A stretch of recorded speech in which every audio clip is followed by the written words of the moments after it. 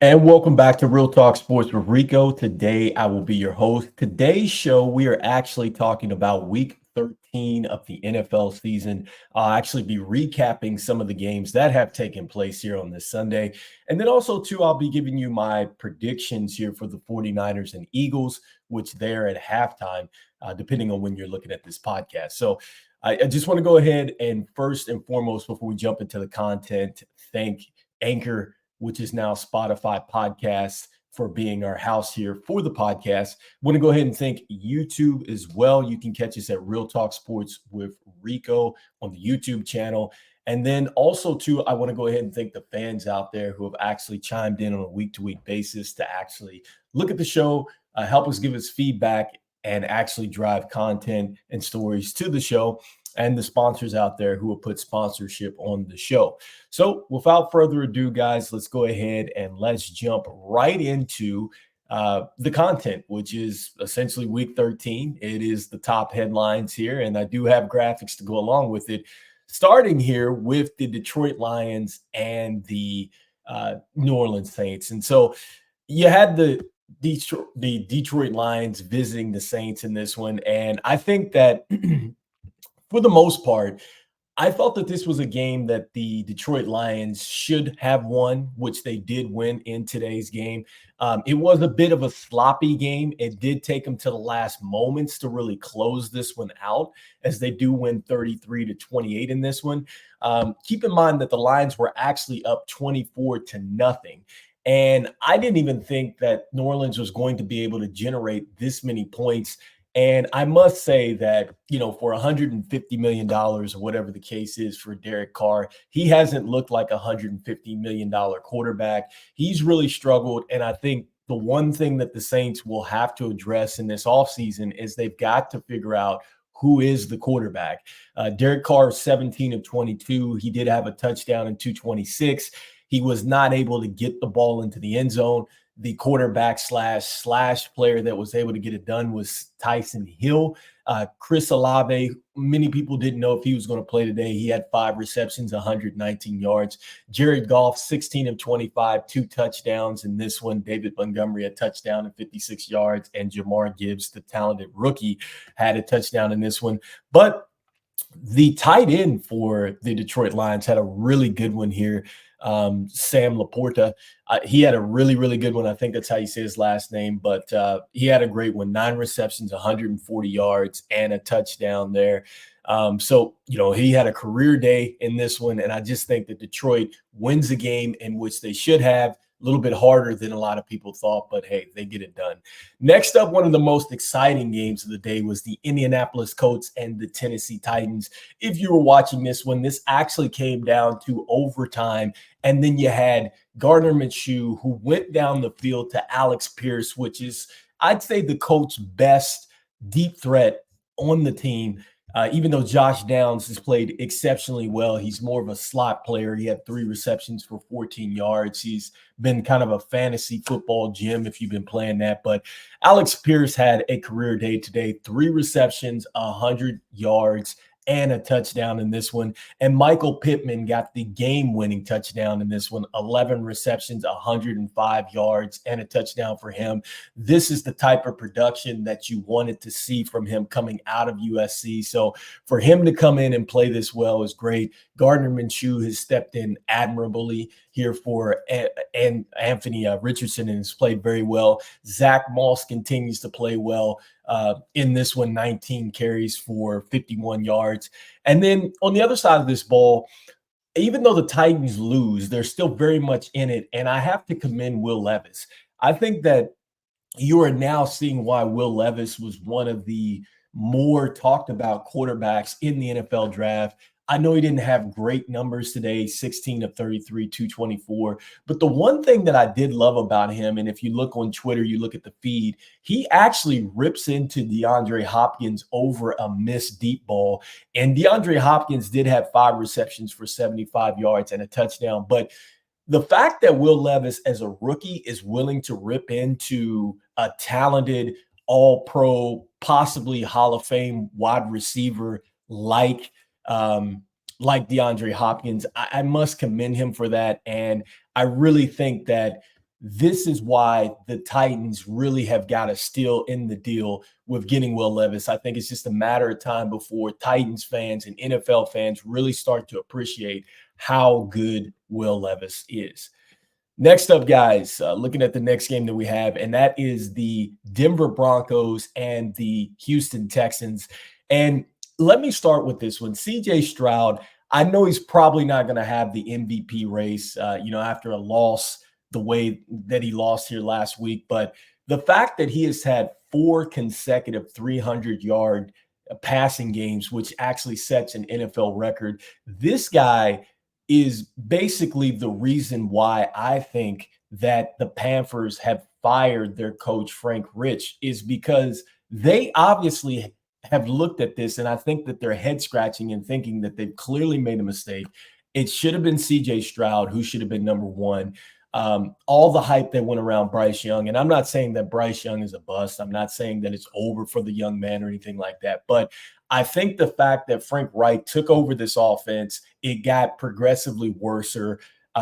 Bryce Young's progression hasn't been to the level of CJ Stroud or really not anybody else as a quarterback in this draft. And you think about this thing and it's like, dude, CJ Stroud has played so well. I think he's got another coach fired.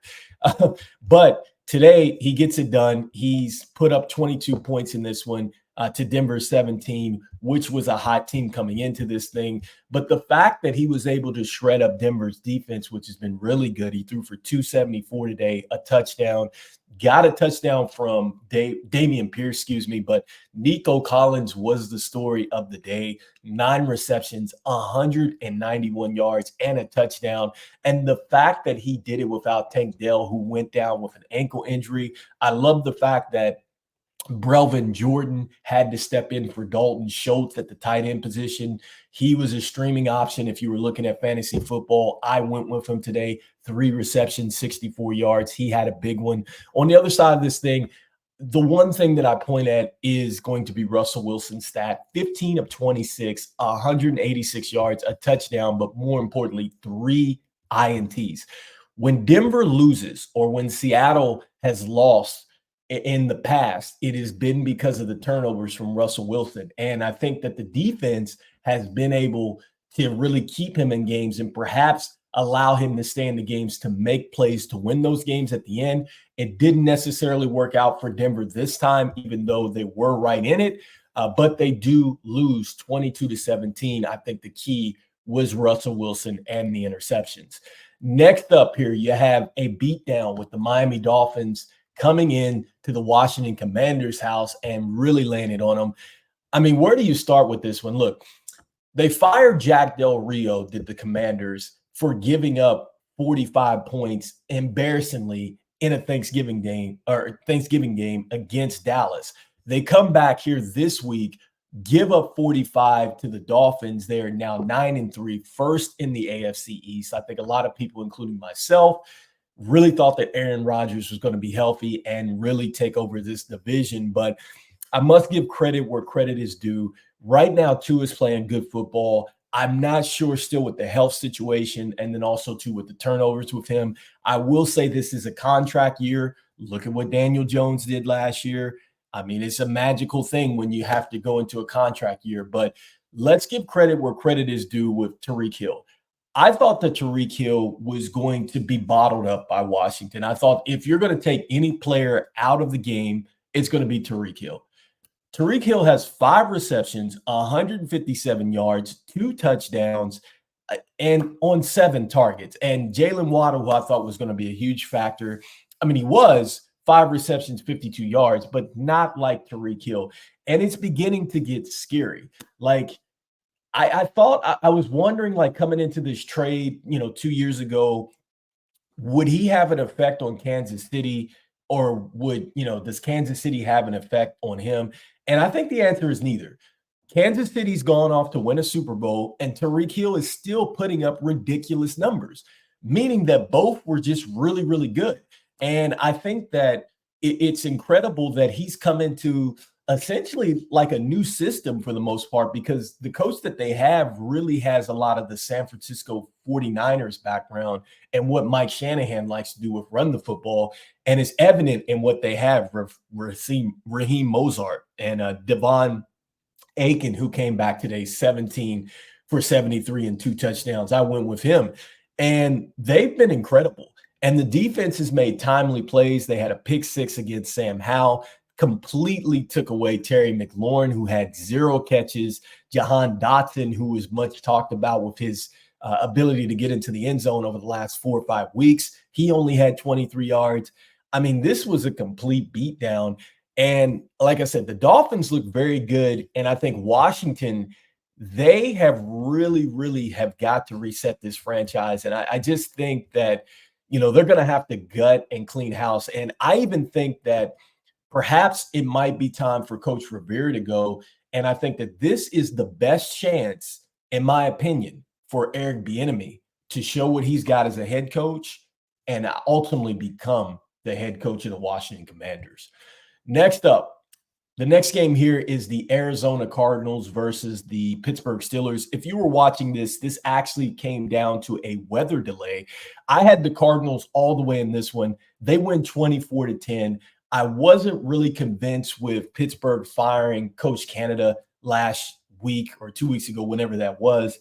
And in this one, Kenny Pickett goes down with an ankle injury, so I do get it. But Pittsburgh continues to have anemic offenses. And I think that, really that starts with what they have going on up front with the offensive line. It's been one of the poorest offensive lines that they've had since dating back to the last 2 or 3 years of Ben Roethlisberger. Najee Harris doesn't have a lot of room to operate back there. And quiet as it's kept, I think Jaylen Warren is probably the better running back. They had a 16-9 split today. Even Jaylen Warren with the 9 carries still had 59 yards. At Najee Harris, 63 yards. So I think at some point they're going to have to flip that and give Jaylen Warren a lot more opportunities. George Pickens, who I thought was going to not benefit the most, actually had a pretty good one. 4 receptions, 86 yards. I think a lot of that was in the first half of football. But aside from that, man, I mean, they just have a horrible offense. They stay on the field a lot defensively. And Kyler Murray is getting it done. I mean, he's still a dynamic passer and a runner. He had 13 attempts for 23, so he's 13 of 23, 145 yards and a touchdown in this one. James Conner, the former Steeler, comes in, 25 rushes, 105 yards and 2 touchdowns, probably one of his better games. Trey McBride, 8 receptions, 89 yards and a touchdown for this one. And I'd say with the Cardinals, they've got to figure out what they want to do. They're either going to lose some games and pretty much go ahead and start over and get another franchise quarterback. But they have a lot of holes defensively at 3-10. And I just think that at some point they're going to have to make a decision with Kyler Murray. They really don't have a consistent wide receiver one as well. I do agree with James Conner. I think he can still carry the football a lot. I think injuries are really the key for this guy. But the Cardinals, nevertheless, take care of business in Pittsburgh, 24-10. Next up, you have the Kansas City Chiefs and you have the Green Bay Packers. That's going to be tonight's game. And my thoughts initially is I like Kansas City in this one, even though Green Bay is coming on strong. I will say it has been rejuvenant to see Jordan Love start to show the progression that he's shown. I think that he is a starting quarterback in this league. I think that he's been the unfortunate beneficiary of not having his key players healthy a lot of this year. Whether it was A.J. Dillon's been pretty consistent, but Christian Watson hasn't been there for the most part. Jones, who plays running back for them, who's been pretty healthy for the most part, he's not been available for most of the games as well. So I think that the injuries have really hurt Green Bay and hurt Matt LaFleur and this guy's progression. But I think that this is like the same situation as Detroit earlier today. I think that this is a winnable game for Kansas City. They should get it done. And I just think that the real question for them is they've got to find some type of wide receiver play other than Travis Kelce. I think that is the key for the Chiefs. I do like the Chiefs in this one. I do like the kid Rice there out of SMU. He's played very well. He's shown that he can grab 100 yards and really take the lead here, but I have not seen the consistency. We talked about him a bit in preseason, but the consistency has not been there. That's going to be for the key for the Chiefs.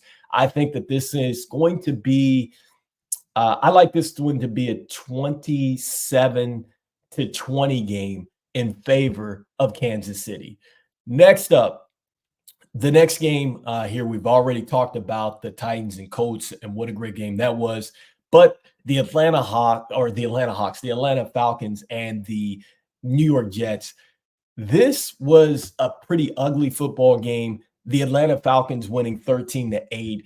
And as ugly as the Jets were, they actually had a chance to win the game as they were driving down, was unable to convert. Essentially, the Atlanta Falcons closed them out that way. But Desmond Ridder, I mean, he was okay. He was 12 of 27, 121. This is another franchise where I think is going to have to address the quarterback situation. The fact that they got Bijan Robinson the football more, 18 rushes for 53 yards. That's a welcoming sight. They also threw it to him 3 times and got 26 out of that. A Cal Pitts sighting with 4 receptions, 51 yards in this one. Still got to get the football to Drake London a little bit more, but they take care of the victory. And Atlanta's in a situation where if they weren't in the NFC South, they would be completely out of it. But right now, as things are, if it were to stop right now, Atlanta's in. Okay, they're winning the division. They're first. They're 6-6, and so Atlanta pretty much controls their own destiny right now. And I must give them credit where credit is due. They are winning games that they're supposed to win, and that's what you have to do. It's not always going to be looking great. They're getting it done. The Jets, on the other hand, it's reported now that Aaron Rodgers, even though he's returned back to practice, he's probably not going to play this season, which I think is more realistic. But even though the fact that he's out there is phenomenal, I will say. And with this, they've taken away Breece Hall, 13 rushes, 16 yards. He really couldn't get anything going. Garrett Wilson, 3 receptions, 50 yards. I don't know how he continues to be effective with the poor quarterback play that they have gotten. Tim Boyle threw an interception, 148 yards in this one. Trevor Siemian had to come in for him. So, look, the Jets have got to address the quarterback situation. Hopefully they can get Aaron Rodgers back next year and we can get a good evaluation. But even then, the Jets have got to figure out what they're going to do besides Aaron Rodgers, because Aaron Rodgers is not going to be there forever. Yes, he may play for another 2, 3, 4, 5 years, but at some point you've got to have your franchise going in the right direction. Next up, we have the Carolina Panthers, not taking on the Cardinals, but the Tampa Bay Buccaneers. So in this one, I think that Carolina is probably going to be in a bit of trouble. Frank Wright has gotten fired here. Right now, they're up in this one 10-7 with 5:04 in the third. And I know the Buccaneers have struggled in this one, and Carolina certainly has struggled in this one, but I can't see a lot of things that offensively Carolina is going to get done in this one, even though Chuba Herbert, the running back for the Panthers, is having a good one in this one, 17 rushes for 70 yards. I'm not sure if and when the Buccaneers figure out what's going on the ground, if Bryce Young is going to be able to beat them in the air. Because right now, Jonathan Mingo is their best wide receiver with 5 receptions, 57 yards. Their best receiver, Adam Thielen, only has 2 receptions for 18 yards. Baker Mayfield started off hot in this one. Mike Evans has already 143 yards, no touchdowns. And Rachaad White, who only has 35 yards, who I think is the key for the Buccaneers, and I think has been the key for a lot of different victories for the Buccaneers. They've got to figure out a way to run the football. If they run the football, they get more play action, which actually plays in the favor of Baker Mayfield. And that's really, I think, been the situation. When you look at his most successful stint as a player in the NFL, he had a great running game with Chubb and Hunt, able to get a lot of play action fakes off of that and go down the field to Beckham and all those weapons that he had. So this is what the Bucs have. They have a really good defense, but they haven't figured out a good running back scheme ever since Leonard Fournette left. And so I think that that's been key. And I think even if you look in the Buccaneers' history, even when they've gone to the Super Bowl, they've always had pretty good running backs. Mike Allstott, Ward Dunn. Like, these are just a couple people that have been really, really good for this franchise, and it's really helped lift this franchise. They've got to get a good running game. Next up, as far as the next game here, is it looks like, I'm just updating you guys, it looks like we got a Carolina touchdown as they are now up 17-7 in this one as I speak. So we have the Cleveland Browns playing the Los Angeles Rams right now. This is a tight football game, 13-10. And actually, excuse me, it is Tampa Bay that has scored the touchdown now, 13-10. So